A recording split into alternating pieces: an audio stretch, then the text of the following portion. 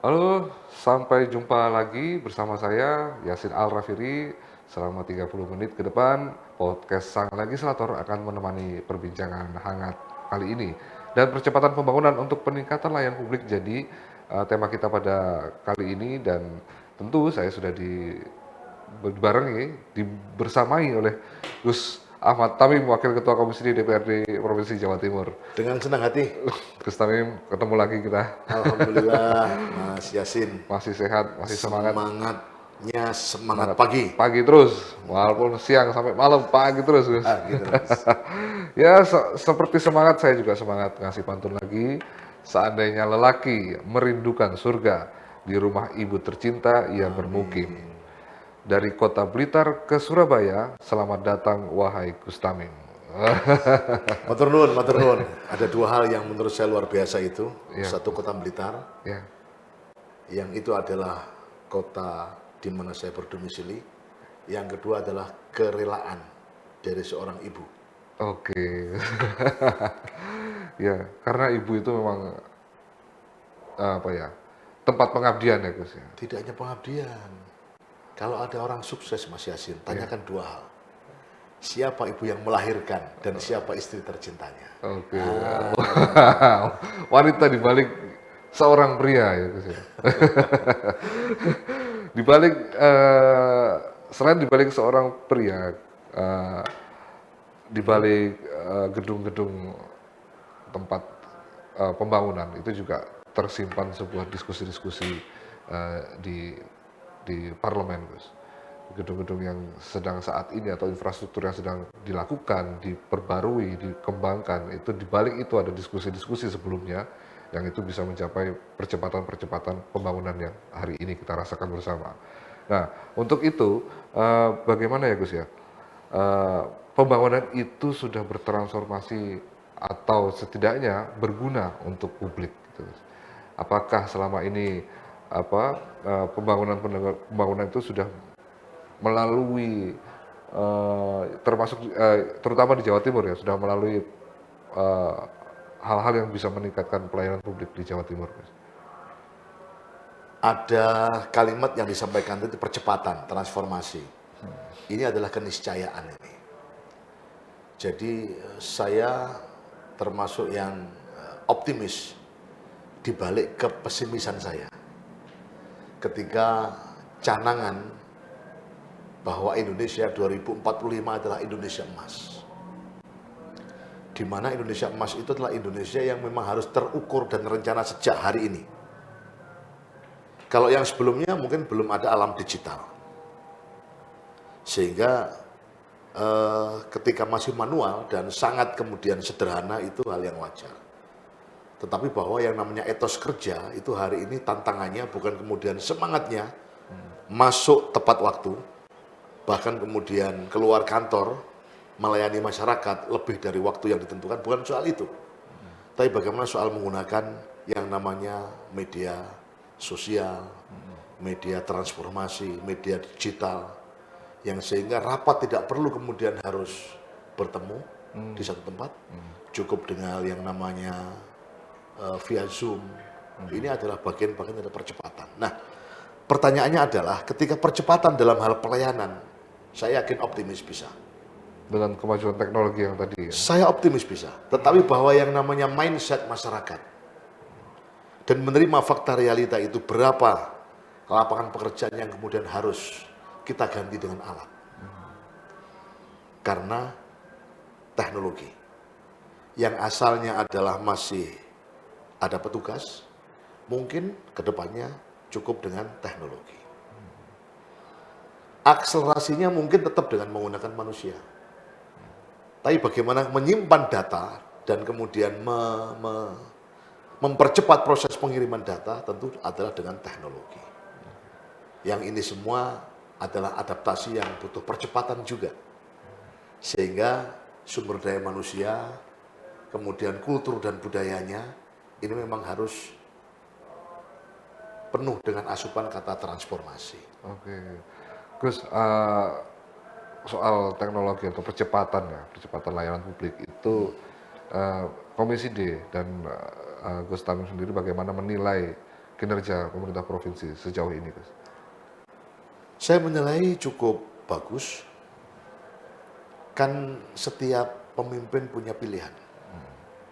Dan kalau di Jawa Timur karena provinsi, saya kira yang dilakukan oleh gubernur saat ini cukup bagus. Tapi di daerah hari ini penuh dengan pilihan. Jadi ini contoh. Saya punya teman jadi bupati di satu kabupaten. Karena kabupaten teritorinya cukup luas, sehingga mereka mengajak kepada kepala desa untuk bagaimana ada percepatan tentang visi dan misi saya. Dia bikin yang namanya peraturan bupati, sampaikan kepada publik, daerah, desa, kelurahan yang punya perencanaan bagus, yang kemudian mempercepat misi daerah, maka pastikan baginya 1 miliar per tahun. Wah, luar biasa ini. Jadi desa ini adalah sentral yang namanya percepatan pembangunan. Hal-hal yang terkait dengan desa yang punya program yang monumental, wah luar biasa. Tapi berakibat ketimpangan hari ini. Ketimpangannya dua hal. Satu, desa yang tidak cukup sumber daya manusianya, dijak cepet itu lo gak kena, Mas. Perangkatnya diajak cepat untuk bikin yang namanya pengajuan program juga tidak nyantol. Yang kedua adalah angka 1 miliar memang besar di desa itu. Dan berdaya guna dengan baik. Tapi ibarat di Kabupaten Blitar, kalau untuk membangun di utara sungai, 1 miliar itu luar biasa besar. Tapi kalau membangun infrastruktur di selatan sungai, di Blitar Selatan yang tanahnya bergerak, itu kecil juga duit segitu itu. Nah, artinya pilihan itu adalah bagian daripada keberanian pemimpin untuk mengambil sikap. Ada satu daerah di Jawa Timur sebelah barat, ketika saya tanya, saya keliling di kabupaten kamu kok luar biasa jalannya. Wah, Pak Tamim gimana nggak baik? Kami ini pilih kemantapan jalan di tempat kami 86%. Kok iso? Dana kok endi? Uang dari mana? Kami alokasikan 40% dari kekuatan APBD kami untuk membangun jalan. Loh, nah terus satuan kerja yang lain, ya udah, yang penting dia jalan, yang penting dia kemudian bisa melaksanakan tugas dengan baik. Pilihan memang. Oke, pilihan itu juga yang namanya artinya bagaimana APBD itu dialokasikan kepada skala prioritas masing-masing daerah kan gitu, Mas. Nah, menurut Komisi D, apa yang paling urgent ya skala prioritas yang harus diambil? Yang paling urgent adalah pelayanan yang menyangkut hak dasar masyarakat, kesehatan, pendidikan, urus-urus yang terkait dengan kelengkapan administrasi. Pembangunan fisik belakangan berarti, Gus ya? Loh, bukan setelah itu maksudnya. Ada daerah yang di paling timur, Jawa Timur, namanya Banyuwangi. Ya. Ini berani aku sebut ini karena yang tadi nggak berani, Gus ya? saya ketemu langsung dengan bupatinya saat itu, Mas Abdullah Azwar Anas, senior kami di NO ya, di Organisasi Kepemudaan. Gimana Mas cara memulainya yang namanya mall pelayanan publik ini kok kemudian bisa sebaik ini? Aduh, ngoyo iki. Tak ajak studi komparatif, studi tiru. Sepulang dari itu saya paksa mereka. Perangkat daerah, siapa yang mau dan berani menerjemahkan mimpi-mimpi besarku ini? Ayo, saya Pak, ayo bikin perencanaan. Apa yang kau kerjakan? Deal, salaman. Pak kepala yang lama mampu? Oh, nggak mampu Pak. Ya udah, minggir. Sehingga terhadap yang namanya aparatur sipil negara yang menjadi perangkat talenta untuk menerjemahkan apa yang menjadi mimpi baik untuk masyarakat ini dalam hal pelayanan, itu semua tertuang dalam kontrak kerja. Kontrak kerja. Sehingga di sana itu ketika namanya rumah sakit sehat, bukan rumah sakit. Bingung ya kata-kata ini ya. Siapapun datang ke rumah sakit daerah diurus sesuai dengan SOP. Jangan ada pembebanan berapapun kepada pasien. Baru setelah kemudian sehat diurus. Ini kategori warga miskin atau berkemampuan. Kalau miskin, ya udah selesaikan yang namanya BPJS-nya oleh daerah, oleh negara. Kalau yang kemudian kaya, ya oke, dia ikut BPJS, ikut, kemudian dia bayar. Oh, berarti karena kemarin fasilitas yang dia gunakan adalah seperti ini, kurang berapa dia bayarnya? Selesaikan. Karena kadang-kadang yang namanya update data terkait BPJS ini juga lemot juga. Ya. Masa kemudian audit 6 bulan terakhir bayarnya di bulan ke-6. Ini kita ketemukan semisal di Gresik. Ada contohnya ya? Ada contoh di Gresik itu bupatinya cerdas sekali ini. Bupati Gresik yang sekarang ini yang anaknya masih muda itu. Ya. Apa kata dia? Wah, kalau ini ceritanya aku dibohongi. Saya mau bayar 2 bulan pasca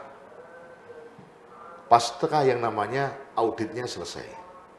Jadi semisal 6 bulan kemudian BPJS memberikan ini apa namanya invoice pembayaran kepada daerah, dicek oleh dia 6 bulan ini siapa yang mati, siapa yang kemudian sudah pindah daerah. Itu ketemunya ratusan bahkan mendekati 1000. Jadi lucu sekali orang yang udah mati masih harus dibayar BPJS-nya. Oke. Makanya akhirnya dia itu nantang kepada BPJS. Kalau kamu kemudian masih hitung-hitungan dengan orang miskin, bahwa yang namanya sakit aja harus ada menunya. Sakit yang menu ini yang harus dilayani, yang ini kemudian tidak. Bahkan lucu katanya orang sana. Iyalah Pak Tamim, kita ini kalau sudah mau mati baru diurus oleh BPJS. Loh kok ngono? Ketika panas kita sudah di atas 45 baru diurus. Ya. Akhirnya bupati ini cerdas ngomong dengan bupati sebelahnya, Mojokerto, ngomong dengan Surabaya, ayo mas, kita bikin BPJS sendiri. Setelah dia dihitung kemampuan keuangan dengan kebutuhan real rakyat untuk kesehatan, nutut ternyata. Makanya dia sampaikan ke publik, ini ironi kalau BPJS ini bangkrut. Karena prakteknya adalah orang mati pun masih dibayar iuran BPJS-nya. Ya. Ini sengaja saya ungkap di publish agar supaya kemudian bahwa ayo toh negara ini jujur dan sejujur-jujurnya. Harus bagaimana mengupayakan efektif, efisien dalam penggunaan anggarannya. Banyuwangi kembali kepada pelayan publik luar biasa mas. Tidak hanya rumah sakit sehat tadi itu. Orang sakit pun kedatangan dokter itu sehat mas. Dokter ketika mau observasi yang namanya orang sakit, dokter keluarga datang, langsung dia tanya, sakitnya apa? Diperiksa oleh dokter, sudah selesai. Gak ada perintah kemudian beli obat segala macam. Dokternya nulis resep, difoto, dikirim ke apotik. Apotik yang bayar BPJS, yang ngantar obat dari apotik ke rumah adalah Grab, yang bayar pemerintah. Sampun Bu, kata Pak Dokter dan Bu Dokternya, mudah-mudahan sehat. Insya Allah 10 menit lagi maksimal obatnya, sampun dugi, sampun datang. Orang miskin mas, ketika dokternya mau pulang, terus ninggal catatan dalam bentuk resep. Iki larang apa murah, lek tuku neng ndi, belinya di mana, mikir kan? Nah, apakah yang seperti itu tergantung kekuatan masing-masing daerah kan tentunya? Ini kan soal masalah dasar mas, artinya warga talenta, sahabat-sahabat Kolontera yang luar biasa baik ini, kalau Banyuwangi bisa berarti kan semuanya bisa. Kalau kemudian Ngawi tak sebutlah yang jalannya kemudian mantapnya 80%, keberanian menentukan dan pilihan, maka tentu juga bisa. Yang lain juga bisa. Tapi sekali lagi ini jangan kemudian dipaksakan. Sahabat keluarga masyarakat Jawa Timur, karena pepatah Jawa mengatakan desa mawa cara. Apa itu? Setiap desa ada tata caranya. Oh, iya. Karena setiap desa ada pemimpinnya dan pemimpin itu punya style cara Masing-masing. untuk memimpinnya. Untuk memimpin masing-masing daerahnya. Tapi kalau kemudian pertanyaannya, kalau Banyuwangi bisa, kenapa yang lain tidak bisa? Kalau Ngawi bisa, kenapa yang lain tidak bisa? Sejauh ini Kalau ngomong pelayanan publik, eh, apakah digitalisasi itu eh, akselerasinya semakin tinggi, Gus? Untuk Sebuah keniscayaan saya kan. bahwa yang namanya pelayanan, percepatan dan transformasinya pasti menggunakan teknologi. Dan ini adalah murah, ini adalah efisien. Walaupun mungkin pertanyaannya adalah, ya modal awalnya mungkin memang butuh biaya yang cukup banyak, tetapi bahwa secara dokumentasi kedepannya akan memudahkan dan meringankan kepada semuanya, baik pelaksananya, pemerintahnya maupun rakyatnya. Sejauh ini OPD ya, OPD yang menangani layanan publik atau daerah-daerah yang yang bisa dijadikan contoh keberhasilan pelayanan publik menurut Komisi D atau Gus Tamim sendiri, apakah ada referensi, Gus? Ya harus duduk bareng memang, Mas. Oh, Ini bukan soal masalah contoh. Kalau contoh banyak lah. oh banyak ya. Kita mau dari tiru banyak daerah yang sudah menerapkan pola-pola baik seperti ini. Semisal aja contoh. Kemarin saya menyampaikan di media juga kaitan dengan persoalan apa namanya pemanfaatan untuk kesejahteraan masyarakat kaitan dengan sumber daya air semisal. Oke. Kan negara ini bangun yang namanya waduk, bangun yang namanya irigasi. Yang tentu kenapa dibangun untuk mengaliri airan sawah dalam rangka percepatan swasembada pangan. Mulia sekali ini. Duitnya banyak, ngurusi air yang luar biasa, clear. Banjir harapannya adalah tidak lagi ada atau berkurang. Kemudian selain itu dengan peranata air yang cukup biasa, luar biasa ini adalah bagaimana air ini kemudian lestari untuk generasi masa yang akan datang. Tapi jangan lupa izinkan masyarakat untuk berkreatif dan berinovasi. Bisa dengan rafting, apa namanya rafting itu? Wisata ya? Wisata. Yang kadang-kadang hanya karena persoalan banyaknya pengunjung, yang kemudian dikhawatirkan akan ada pencemaran air, yang kemudian izin komunitas untuk memanfaatkan wisata air, ini tidak mudah. Bahkan kemarin disampaikan, Pak, kamu ini komunitas, orang kecil, ngurus IMB kami lakukan, tapi kalau kamu harus bikin kajian, Pak, kami kan nggak mampu, Pak. Kami harus bekerja sama dengan pihak ketiga, ini kan biaya besar. Saya kok akhirnya melihat mestinya satuan kerja atau kementerian terkait ini datanglah kepada masyarakat. Jangan dipaksa mereka datang kepada kantor Anda. Toh walaupun ini adalah usaha kecil, masyarakat kan bentuknya adalah investasi. Bentuknya adalah peningkatan ekonomi. Kerelaan untuk kemudian jemput bola atas nama rakyat, ini ayolah dimulai sejak hari ini. Digital kan sudah ada, rakyat belum tentu ngerti itu. Kalau tahu ngerti itu kemudian kajian akademik itu apa sih? Yang enggak, Rakyat juga tidak akan kenal menyentuh itu ya. Nggak menyentuh itu. Memang mulia sekali dengan kajian itu, dipastikan bahwa keselamatan, keamanan akan, tapi kan kajian sebaik apapun dalam kertas, ujungnya adalah konsistensi melaksanakan hasil kajian kan. Ya. Dan di desa warganya sudah ada konsistensi itu.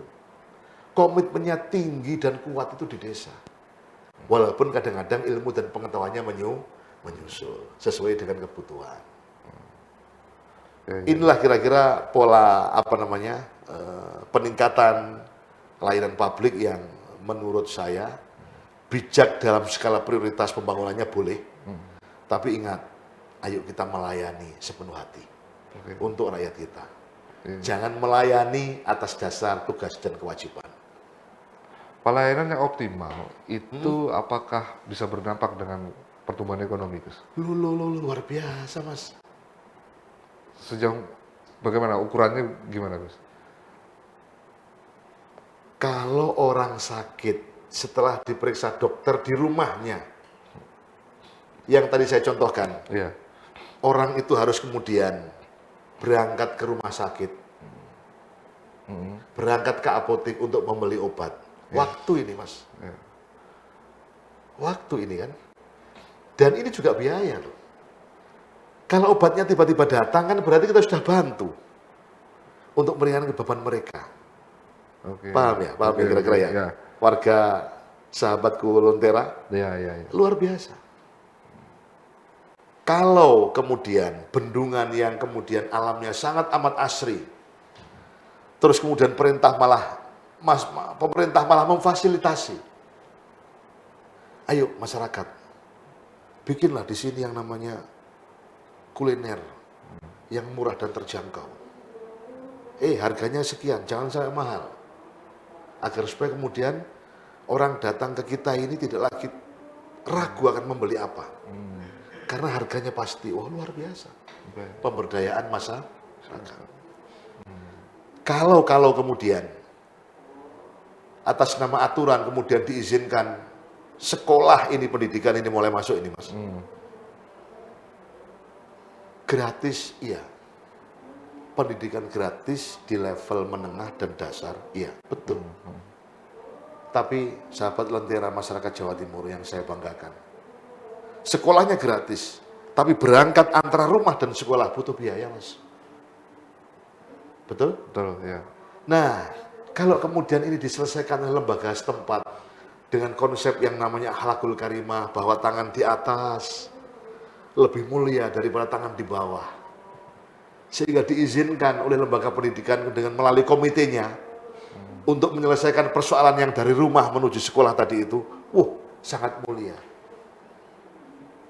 Yang namanya pendidikan ini kemudian sejak mulai pembelajarannya dalam bentuk sains teknologinya oke, tapi empati kepada sesamanya adalah telah diajarkan. Sehingga bagi yang berkemampuan secara ekonomi, bolehlah kemudian mendharma baktikan amalnya dikelola oleh komite untuk mengurus masyarakat yang masih kebingungan. Terus gimana Pak Tamim, dari rumah kemudian menuju sekolahnya, kami pakai apa? Ini kemudian diselesaikan, wah luar biasa. Ya. Dan ini semua selesai di tadi yang disebut adalah di daerah yang namanya Banyuwangi. Oh, gitu. Nek ngurus orang sepuh, wong tua, Mas, yang tidak ada yang urus, maka nggak perlu dibikin yang namanya talenta untuk life skill. Pastikan orang yang tua itu bagaimana makannya tercukupi. Bagi anak muda yang kemudian masih berkekuatan, berkemampuan, ya kita ajarkan life skill. Jangan kau beri yang namanya ikan, beri mereka yang namanya kail. Dan hal-hal seperti ini selesai di level desa. Selesai di level desa. Karena apa? Ada dana desa, ada alokasi dana desa yang memang diberikan fleksibilitas untuk mengurus hal-hal yang belum terurus.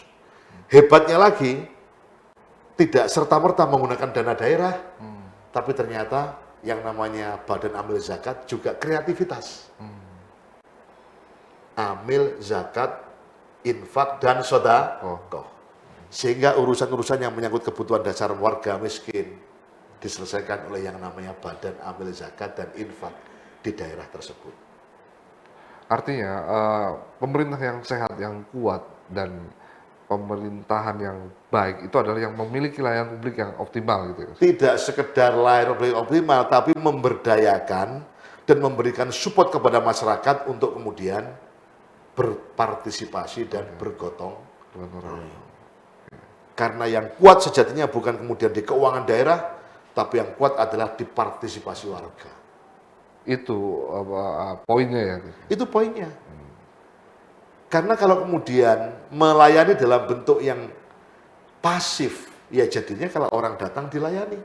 Antara pemerintah dan yang diperintah begitu ya. Iya, tapi kalau kemudian sudah ada empati, tentu akan ada gotong royong. Masyarakat melayani sepenuh hati, rakyat juga memberikan pelayanan yang sepenuh hati. Itu perlu diperdakan gitu nggak? Mungkin. Menurutku adalah ini kultur yang perlu kultur, diabadikan. Ya. Cukup diberikan stimulan, Mas. Kultur saja ya itu ya. Cukup diberikan supporting system, rakyat sudah tahu itu semua. Cukup dengan keteladanan. Nah, kira-kira begitulah. keteladanan yang 5 tahun sekali gitu. Makanya jangan mahal-mahal untuk biaya demokrasi ini, Mas. Teman-temanku itu, aduh Pak Tamim, kami ini outsourcing, modal kami cukup besar. Ini bergaris lurus nggak kira-kira dengan kemudian 5 tahun ke depannya?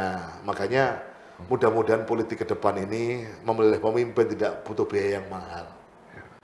Kita event 5 tahunan di Jawa Timur 1,8 triliun, Mas, untuk melahirkan seorang yang namanya gubernur. 1,8 triliun. Padahal biaya perawatan, pemeliharaan jalan kita ini hanya di kisaran 300 sampai 400 miliar. Artinya apa? Kalau kemudian biaya pilkada yang sebesar ini kemudian bisa diefektifkan, Ke jalan gitu. ada 1,8 yang bisa kita alokasikan untuk rakyat kembali. Ya, saya nggak tahu regulasinya kayak apa, tapi kita ikutlah bahwa elit-elit kita, pemimpin kita, presiden kita tentu hari ini sudah merencanakan yang terbaik untuk negeri ini. Ya mudah-mudahan Gus. Dan terakhir mungkin ada saran kepada masyarakat agar bagaimana meningkatkan partisipasi pada pembangunan yang dilakukan pemerintah. Sebagai insan yang beriman tentu berupaya untuk mengikuti jejak langkah junjungan kita Rasulullah Muhammad SAW. Sang pemimpin dunia mengatakan bahwa Sayyidul Qaumi Khodimuhum, Gusti ni kaum, pemimpin ni kaum itu adalah sejatinya adalah pelayan untuk umat dan masyarakatnya. Sehingga siapapun yang memimpin negeri ini, baik di level pusat, provinsi, kabupaten, kota, dan seluruh perangkat yang menyertainya, maka tidak salah andaikan kemudian memposisikan sebagai pelayan dan abdi masyarakat. Kalau itu yang terjadi, maka pastikan akan lahir kemakmuran untuk Indonesia, khususnya adalah Jawa Timur. Bagaimana menerjemahkan bahwa pemimpin adalah pelayan masyarakat? Ya tentu kembali kepada nurani kita sebagai pemimpin penyelenggara negara. Mudah-mudahan semuanya akan terlaksana dengan baik. Oke Gus, siap-siap. Oh ya Gus, ada satu yang mungkin terlewat ini Gus. Apa itu? Bagaimana gini Gus, pertumbuhan ekonomi atau pembangunan infrastruktur kan terus dicanangkan. Masalah klasiknya seperti penurunan ketimpangan atau pelayanan dasar tetap belum tertangani secara memadai. Meskipun ekonomi Jatim sempat tumbuh 1,7% pada kuartal 3 2025, Ya. apakah ada kekhawatiran hal itu belum menjawab masalah kemiskinan yang signifikan? Nah, sekali lagi kita 38 kabupaten kota. Ya, Tentu sudah ada yang terjawab dengan baik. Tentu ada yang belum. Karena ketimpangan penurunan angka kemiskinan antara yang Jawa Timur Utara katakan Tapal Kuda, belum lagi kita bicara yang namanya Madura, mohon maaf. ya. Kemudian dikolaborasi dengan yang namanya Arek ataupun Mataraman, tentu butuh angka yang kemudian tidak harus seragam.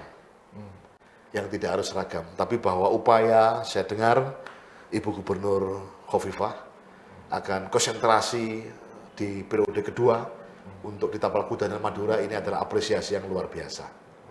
Sehingga secara mapping angka penurunan kemiskinannya akan kemudian berimbang. Baik itu di Madura, Tapal Kuda maupun di Mataraman maupun yang di Arek, Malang dan sekitarnya. Artinya apa? Upaya peningkatan berarti menjadi bagian tak terpisahkan. Upaya peningkatan pelayanan.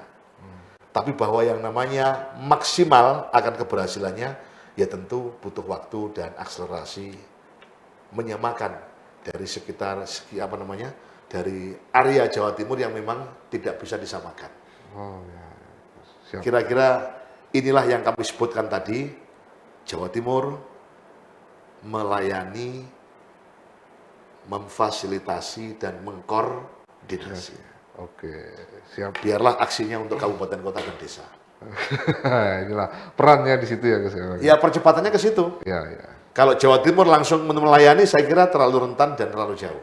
Oke. Biarlah ini semua adalah kabupaten kota berkebijakan, desa kelurahan berkebijakan, tetapi bahwa semangat Jawa Timur memfasilitasi, melayani, dan mengkoordinasi. Oke, baik. Ya, Gus, masuk ke kuis, Gus Tamim. Apel atau jeruk, Gus? ya apel dong. Oke. Udara atau air? Air, air, karena air adalah lambang kehidupan. Gunung atau pantai? Gunung atau? Pantai. Waduh, aku di Blitar banyak gunungnya, jauh dari pantai. Tapi Blitar juga punya pantai, pantai selatan. Ya. Dua-duanya dah. Oke. Salah satu, Gus, pantai apa gunung, Gus?